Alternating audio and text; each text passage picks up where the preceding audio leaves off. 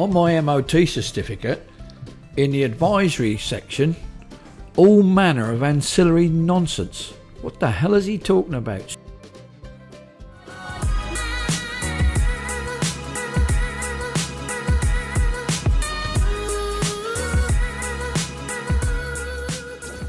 With reference to the ancillary nonsense, the MOT tester, who I actually know, is always taking the piss about all the stuff I've got on my handlebars.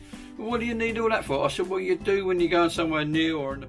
Anyway, over the last couple of years, Google has replaced the sat-nav, so that's got rid of the sat-nav.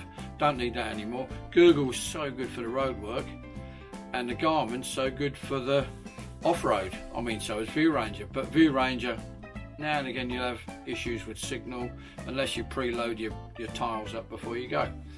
You'll probably notice there's a pattern starting to emerge here. I don't like Chinese rubbish, and I'll probably try and make something rather than buy that. So this is kind of like my current setup. A homemade phone holder made from foam rubber and glue, and the Garmin, which is good quality stuff, RAM mounts. They are so good. Bloody expensive. If I'm using the drone, I'll put the controller here and the phone will go the other way around for the screen for the drone. And the phone, the Garmin, the GoPro, if I use a GoPro up here, can all be powered from the bike. I'll show you how I do that. So I take the power from underneath this panel on the left hand side. There's a fuse box in here. As you pop that out, and you're looking for a black and red wire. It's quite a heavy wire, a black and red wire.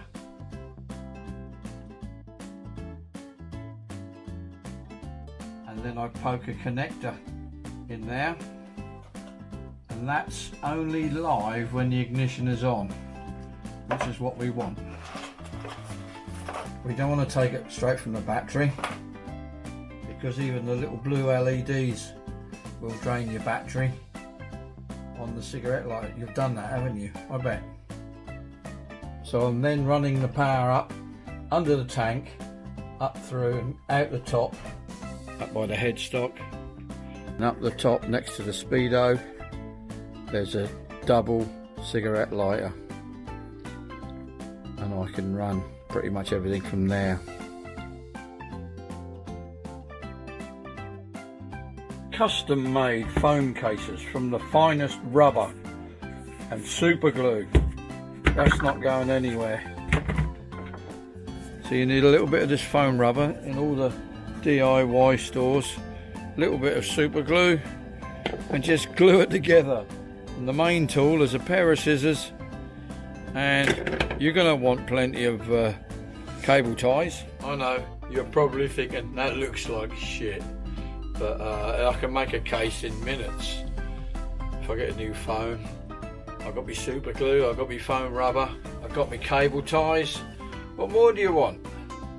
Servicing the bike, I always change the oil, really good quality oil, every 2,000 miles. I think the interval is 8,000 or is it 6,000? Anyway, it's the cheapest part in your engine, so why not change it more often than it says? You can still take it to the dealer and get your stamp in there if you need that stamp. And it's a great bike, good all-rounder. It does whatever you can do. So before you start thinking about, shall I change this, shall I change that? Yeah, it is heavy and the suspension's not brilliant, but also think about your own ability. Sometimes that will make a bigger difference than any parts you buy. A quick recap about the clutches. People say, oh, the clutches are pretty weak in these CRFs. I wouldn't say they were no worse than anything else.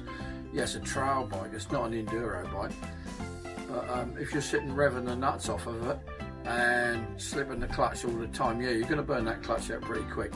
But if you gear it down, I've got 13 on the front, 45 on the rear, which has geared it down quite a lot. I never use first gear, except if I'm paddling along in mud or deep ruts, you know what I mean by paddling. And and then it'll be low revs, just feeding the clutch in and out. But if you start revving it, that's what's going to burn the clutch out. But I pull away in second gear, keep the revs down, I short shift the gears, and it's done getting on for 20,000 miles now, so yeah, I dare say I could burn a clutch out if I wanted to in about 5 minutes. Anyway, that's just about the end of this video. I hope there's been some useful tips in all 3 of these videos. If you want to ask me any questions, by all means leave a message down below. Oh, it's getting cold in here. I need a heater, don't I? Or start a fire maybe, set fire to the CRF.